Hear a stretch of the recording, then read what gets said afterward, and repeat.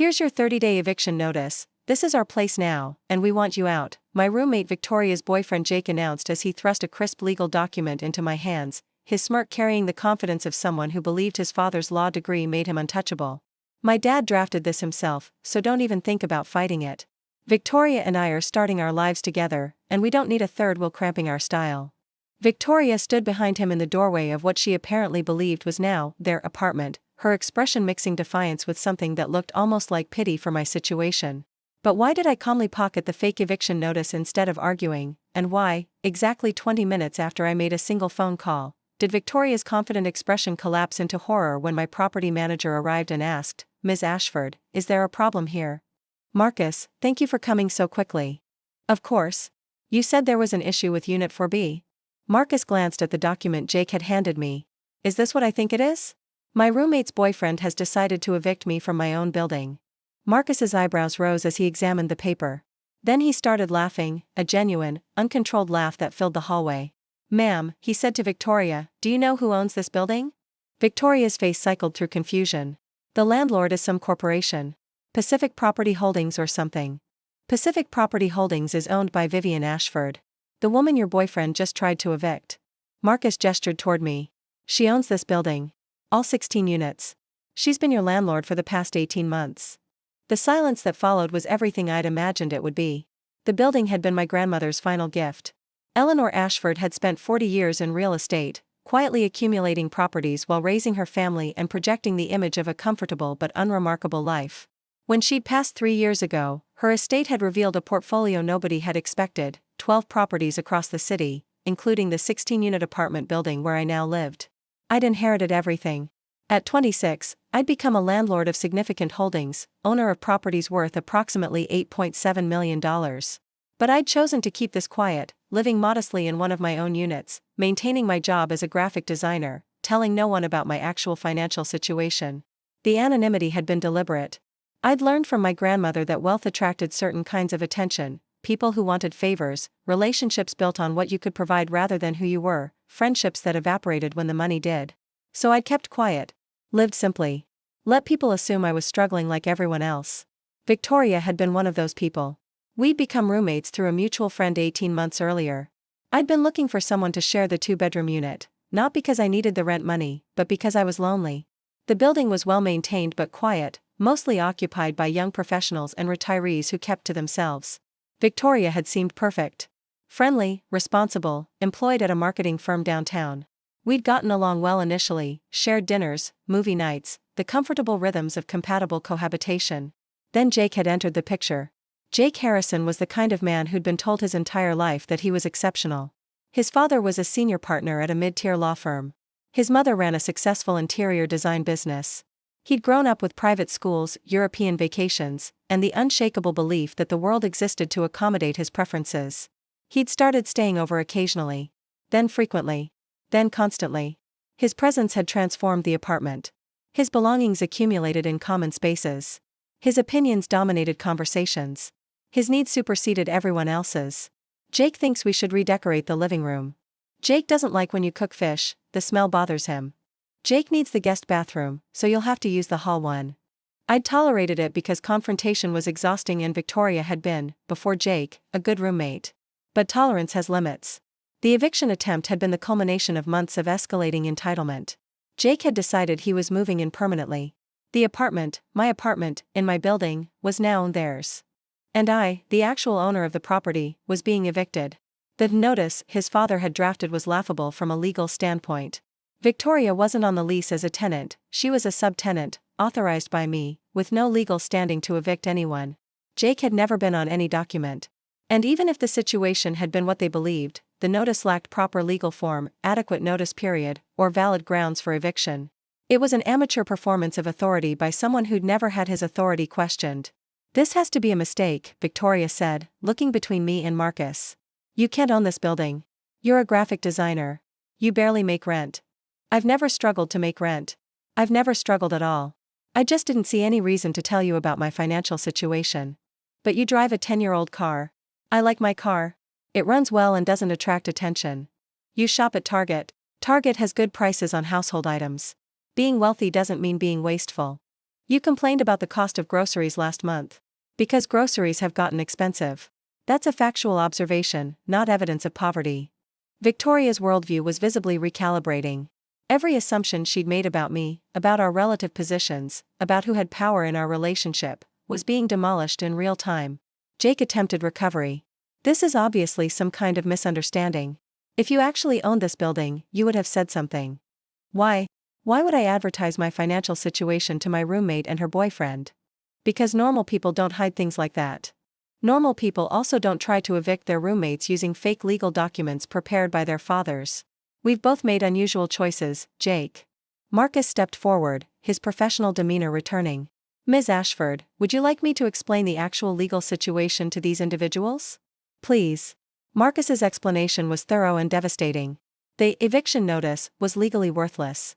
Victoria's tenancy was authorized through an informal subletting arrangement with no independent lease rights. Jake had no standing whatsoever, he wasn't a tenant, a subtenant, or even an authorized occupant. Furthermore, Marcus continued, if anyone is subject to eviction here, it's Ms. Victoria Martinez.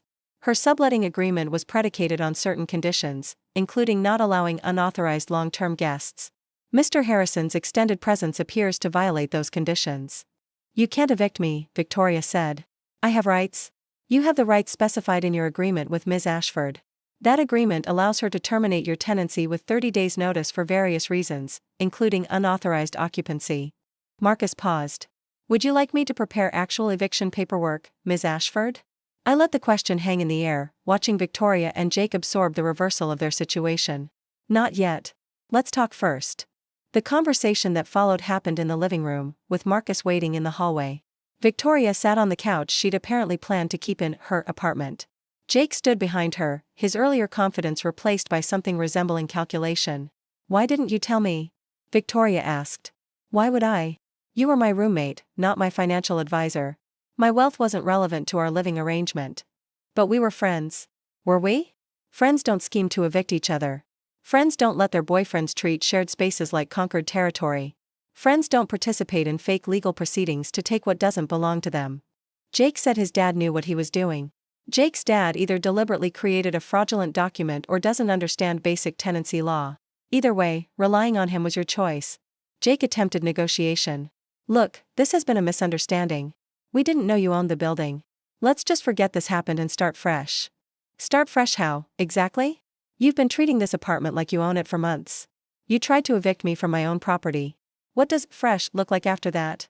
We can pay more rent. Contribute more to expenses. I don't need your money, Jake.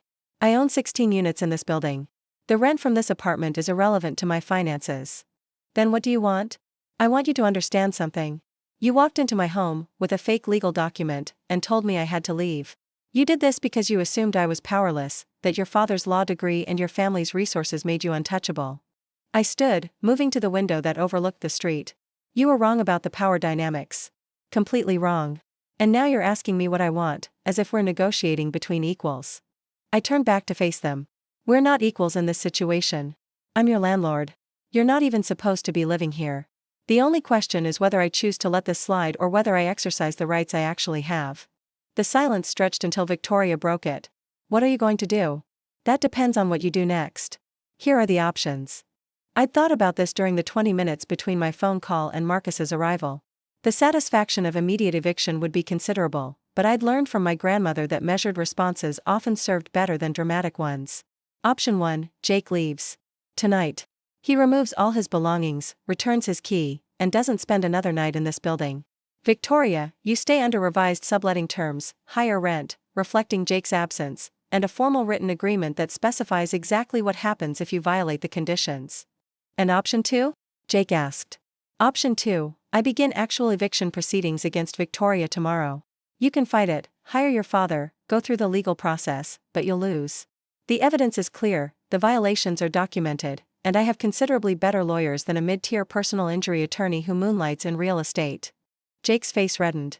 My father isn't a personal injury attorney. Harrison and Associates. I looked them up when you started staying here regularly. Personal injury, with some contract work and the occasional real estate matter. Your father hasn't handled an eviction case in 7 years, and he lost that one. You investigated my father? I investigate everyone who spends significant time in my properties. Background checks, legal history, financial stability. Standard due diligence. The revelation landed like another blow. I'd known more about Jake than he'd ever imagined, and I'd been watching, waiting, documenting, while he'd assumed he was the one with power. Victoria made the decision. Jake, you need to go. What? Victoria, we can fight this. With what? She owns the building. She has documentation. She has lawyers. We have a fake eviction notice your dad apparently printed in his home office. We can find somewhere else to live. I don't want to find somewhere else. I like this apartment. I like this neighborhood. I've lived here for 18 months, and I'm not giving that up because you decided to play landlord. But we were going to build a life together here.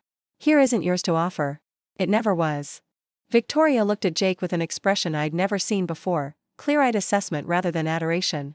You walked in here and tried to throw out my roommate like she was trash. You didn't ask what I wanted. You didn't consider whether this might backfire. You just assumed your father's name would fix everything. I was trying to give us a future. By taking something that belonged to someone else. That's not building a future. That's stealing one. Jake left that night. His belongings filled the back of his BMW, the expensive car he drove, financed by his parents, that had somehow never clued me into his family's actual resources. He didn't say goodbye. Just loaded boxes, shot me a look of pure hatred, and drove away. Victoria watched from the window. I really thought he loved me, she said quietly. He might have. But he loved the idea of power more. I'm sorry. For all of this. I didn't know about the eviction until he handed you the paper. I believe you. That's why you're still here. The revised subletting arrangement was signed the following week. Victoria's rent increased by 30%, still below market rate, but enough to reflect the changed circumstances. The agreement included specific provisions about guests, modifications to the unit, and the consequences of future violations. This feels like a business arrangement now, Victoria said as she signed. It always was a business arrangement. You just didn't know who you were doing business with. Does it have to stay that way? Can we ever go back to being friends? I considered the question carefully. Maybe. But friendship requires trust, and trust requires honesty. You weren't honest with me about Jake's growing presence. You weren't honest about your plans for the apartment. You let someone try to evict me from my own home. I didn't know it was your home. You knew it was my living space. You knew I had rights. You chose to let Jake steamroll those rights because confronting him was uncomfortable. Victoria absorbed this without argument. You're right. I made choices that prioritized Jake's comfort over your boundaries. I'm sorry. The apology was a beginning, not a resolution. The following months tested whether the relationship could recover. Victoria was more careful now, conscious of boundaries, respectful of shared spaces, thoughtful in ways she hadn't been when she'd believed she had the upper hand. The dynamic had fundamentally changed. She knew who I was now, not just a roommate but her landlord, the owner of the building, someone with resources and power she'd never suspected. That knowledge made her more careful. Whether it made her more genuine, only time would tell. Jake's aftermath revealed more about his character. He'd apparently told everyone who would listen that his girlfriend had been stolen by her wealthy landlord, that Victoria had been seduced by money, that the eviction attempt had been a misunderstanding blown out of proportion. The narrative cast him as a victim rather than an aggressor. He's telling people you manipulated me, Victoria reported one evening. Let him. The people who know the truth know it. The people who believe his version weren't worth knowing anyway. It doesn't bother you. I've been wealthy long enough to understand that some people will always resent you for having what they want. Jake wanted power, and he discovered he didn't have it. His story is how he copes with that discovery. The building continued to run smoothly. Marcus managed the properties with the same efficiency he'd always shown, handling maintenance requests and tenant issues while I maintained my anonymous presence in Unit 4B. Other tenants had no idea who I was. They paid rent to Pacific Property Holdings, dealt with Marcus for repairs, and assumed their landlord was some faceless corporation. I preferred it that way. 6 months after the eviction attempt, Victoria moved out voluntarily. She'd gotten a job offer in Seattle, a promotion, better money, the chance to start fresh somewhere nobody knew about Jake or the humiliating reversal of the eviction attempt. I want to thank you, she said on her last day. Not for letting me stay, I mean, yes, for that too, but for showing me what I was becoming with Jake. What do you mean? I was becoming someone who went along with things. Who didn't question whether something was right as long as it was easy. Who let someone else make decisions because confronting them was uncomfortable. And now? Now I know what that leads to. I know what it feels like to watch your assumptions collapse because you never questioned them. She paused at the door. The eviction notice was the worst moment of my life, not because of what you did, but because of what I'd allowed to happen. That's a valuable lesson. An expensive one. I lost a good living situation, a relationship I thought was real, and a roommate who turned out to be much more interesting than I ever realized. You didn't lose the roommate entirely. We can stay in touch. I'd like that. But I think I need to earn it first. Be someone worth knowing before asking to be known. Victoria left for Seattle, and I found a new roommate, a quiet graduate student who appreciated affordable housing and didn't ask questions about my financial situation. The building continues to generate steady income. My other properties continue to appreciate. The wealth my grandmother left me continues to grow through careful management and strategic investment. And I continue to live simply in Unit 4B, driving my 10-year-old car, shopping at Target, complaining about grocery prices when they rise too quickly. The eviction notice Jake had prepared still sits in my desk drawer. Not as a trophy, as a reminder. A reminder that power often exists where people least expect it. That assumptions about who has authority can be completely wrong. That the person serving you coffee might own the building, the quiet neighbor might control the property, the unassuming roommate might be your landlord. Jake had assumed his father's law degree and his family's resources made him untouchable. He'd been touching the wrong person. They handed me an eviction notice in my own building. This is our place now, the boyfriend said, smirking. Jake's dad is a lawyer. I made one phone call.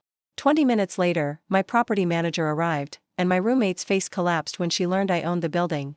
All 16 units. The fake eviction notice became evidence of their attempted fraud. The boyfriend who thought his father's law degree made him powerful discovered that power existed in places he'd never thought to look. I'd lived anonymously among my own tenants because wealth attracts the wrong kind of attention. They proved exactly why that caution was necessary. The boyfriend left that night. My roommate stayed, under revised terms, and eventually became someone worth knowing. And the eviction notice? It sits in my desk drawer, a reminder that assumptions about power can be completely, catastrophically wrong.